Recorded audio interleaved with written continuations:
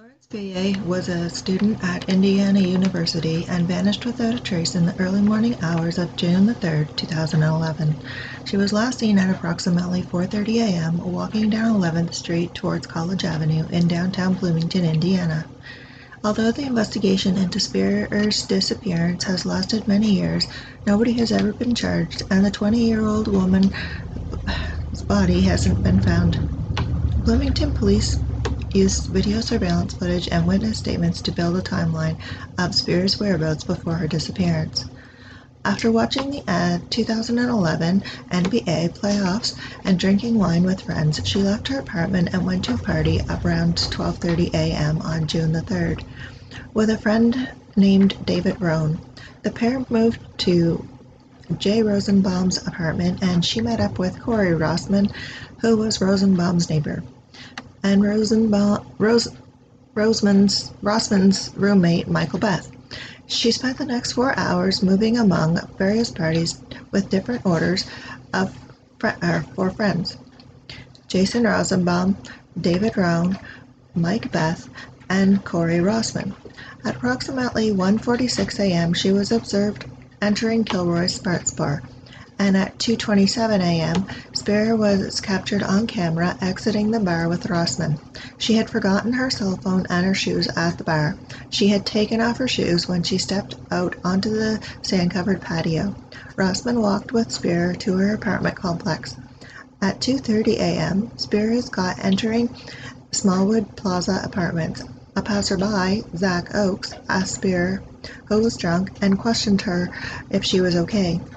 When they got to the 5th floor of the building where Lauren's apartment is, they moved, and 4 male students were in the hallway.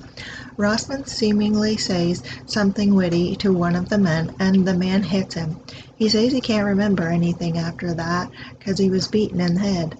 Spear left her apartment at 2:48 a.m. and entered an alley that runs between College Avenue and Morton Street. Security cameras on the nearby apartments caught Spear exit the passage at 2:51 a.m. and stepping towards an empty lot. Her keys and handbag were seen along this route through the alley. Surveillance cameras in the path on the way show Spiro stumbling, and that is, at some point, Rossman tosses her over his shoulder in a fireman's carry. Spear and Rossman arrived at Rossman's apartment quickly afterwards. Michael Beth was at the apartment. Rossman was drunk and was stumbling around. He puked on the carpet on the way up the stairs. Beth told police he attended Rossman to bed and tried to persuade Spear to sleep over for her own safety. He claimed Spear said she wished to return to her apartment.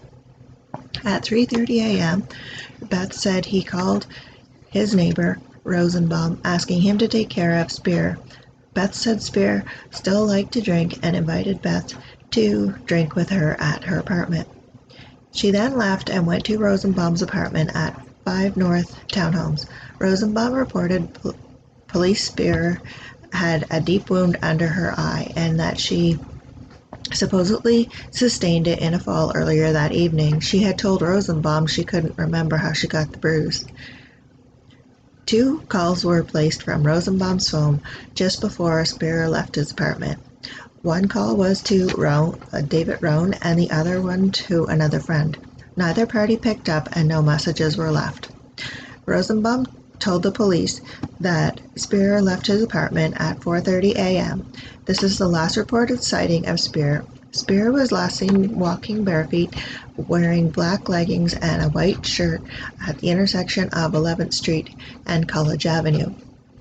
Walking south on College Avenue, she planned to walk the 2.5 blocks home, but disappeared. Many hours later, Wolf sent Spear a message via text. He got a reply from an employee at the bar. Wolf then reported Spear missing. June the 4th, Spear's parents flew into Indianapolis from their home in New York and drove to Bloomington. They searched the several blocks around her apartment for clues, but none were found. Missing persons flyers started being distributed. On the 5th of June, social media picks up the Spear story through Twitter and mainly Facebook accounts, and this first search team of around 20 meets at the Smallwood Plaza and branch out to search the areas around local lakes. The widespread attention then prompted hundreds of volunteers to join a ground search organized by the National Center for Missing and Exploited Children. On June the 6th, regular searches begin 3 times a day, starting at 10 o'clock and ending at 5:30 p.m. Among the hundreds of volunteers are the Indiana University's men's basketball coach, Tom Green, and Indiana University Hillel's Rabbi Sue Silberberg, and the IU Dean of Students. They send faculty and students an alert of Lauren's disappearance. Then on the 7th of June, the Bloomington Police Department, otherwise known as BPD, executes a search warrant in Smallwood Plaza, confiscating 3 computer towers and 4 CD cases. BPD also confirms that it has Lauren's cell phone, which was found between her friend's apartment and Smallwood. The Spears speak at a press conference, and a vigil takes place in Lauren's hometown of Scarsdale, New York. BPD announces excessive police are looking into the investigation at Kilroy's Sports Bar. The authorities continue questioning her friends on the 9th of June and her boyfriend of 2 years, Jesse Wolf, who wasn't present on the morning she disappeared. On June the 10th, the Bloomington Police Department sets up a traffic stop on North College Avenue to question traffic and pedestrians about Lauren's disappearance. On June the 11th, America's Most Wanted airs the Spear search on national television.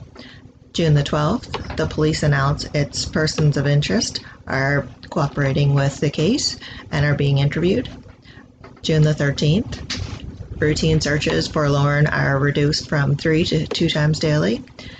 Bloomington Police Department is public about its investigation of a white Chevy truck that was near Lauren when she was last seen. June the 14th, Indiana University establishes a $50,000 fund to help with search expenses. Bloomington Police Department says it has conducted all preliminary interviews with persons of interest. On June the 20th, the white truck is no longer considered a part of the Spear investigation. On June the 24th, 3 weeks after Lauren's disappearance, the Bloomington Police Department Captain Joe Qualters says the press briefing will be the last unless there is a break in the case. On the 28th of June, Qualters announces the closure of the search headquarters for Lauren's case, and he says they've covered most of Monroe County and only 20 volunteers are showing up now daily for searches.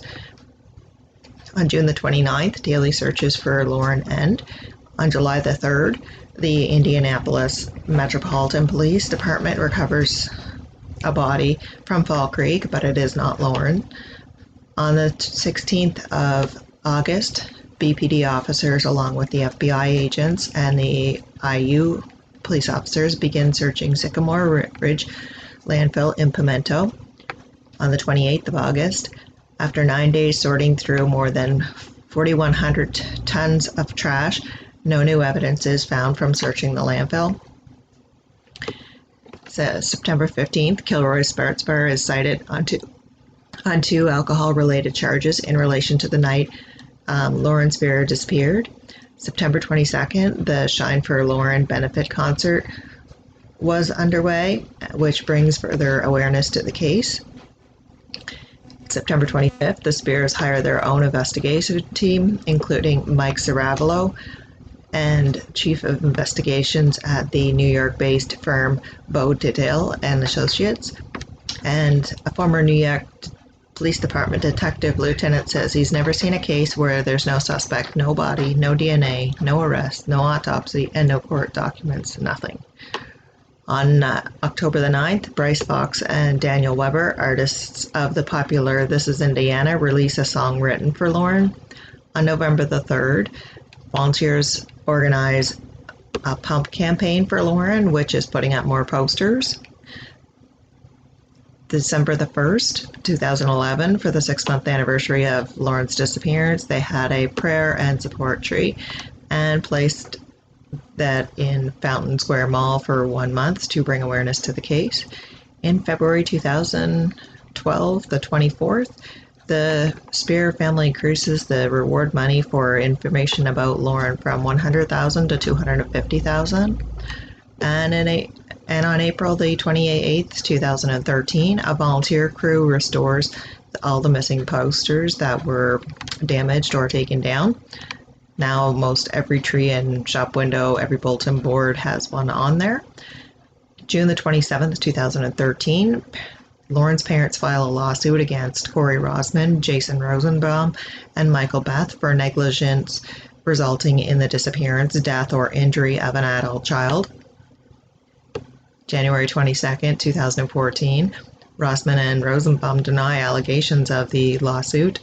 And in September 31st, 2014, a federal judge dismisses the negligence suit against Rossman and Rosenbaum as the court determined they have failed to present sufficient evidence that they were at fault for Lauren's disappearance. Neither had any duty of care for Spear, and they have been cooperative the whole time. So Nadine Wolf said Lauren Spier would abuse drinking to the point where she would black out. Spier had been diagnosed with a rare heart condition called long QT syndrome, which is a disorder that causes potentially dangerous irregular heartbeats and requires medication. Her doctors had warned her against using alcohol and drugs. And according to the witnesses' reports, Spear was excessively drunk and had been using drugs on the morning she vanished. It's not known if Spear overdosed or had a medical emergency related to her heart condition, or if there was another explanation as to why she disappeared.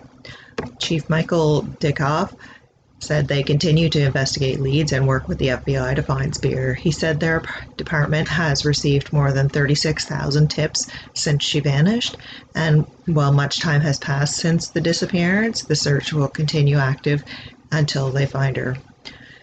Investigators have received over 800 tips in a week and executed at least 10 search warrants. And he encourages the media and anyone that can to keep the story alive for Lauren so that she can be found. What happened to Lauren is shocking. It is inconceivable to have spoken to Lauren hours before discovering it would be her last time to speak with her. Shocking that someone so loved could vanish without a trace, but entirely possible, her mother writes. My heart goes out to anyone searching for a missing loved one. When you are in it, you can't see beyond it. You try everything humanly possible to get answers. You're willing to work from first light until you collapse exhausted at the end of the day. You read everything written, every blog, every Facebook post, every tweet, every comment, and at the end of every article you have access to. You're just hoping that someone will post something to move your case forward. You open your door to the worst of humanity, desperate to believe their convincing lies, but I think the worst offense comes from those who hold the answers and refuse to share them, Charlene said. Remember, nothing ever truly disappears. Lauren didn't vanish while hanging out with her friends on the weekend in college. People don't just disappear. Neither did she. Someone or someones know what happened, and the truth will come out. We have never stopped believing that, her parents have said. Spear was from Scarsdale, New York, which is a suburb in Westchester County. She graduated from Edgemont High School in 2009 and enrolled in Indiana University and moved to Bloomington to study fashion merchandising. She lived in the former Smallwood Plaza apartment building, now formerly called the Avenue on College, in downtown Bloomington, and she was a college sophomore who had just finished her second year at Indiana University and was taking a summer class before heading to New York for an internship at the Anthropology when she went missing. Lauren Spicer was born on January the 17th, 1991, who had striking blue eyes and blonde hair, had been wearing a white top, black pants, and was barefoot the night she went missing, and she was 4 feet 11 inches tall and weighed approximately 90 pounds. We really would just like to hear, this is where you can find your daughter. It's the not knowing what happened to her, where she might be. It's unbearable, Charlene and Robert Spicer have said. Someone knows something, and her friends and family deserve answers of what happened to Lauren and where she is. If you know anything about Lauren's case, call the Bloomington Police Department at 812-339-4477, or you can email helpfindlauren@gmail.com, or Bo DL and Associates Private Investigator Michael Saravallo, and his email is mike@investigations.com, or you can call 212-557-3334.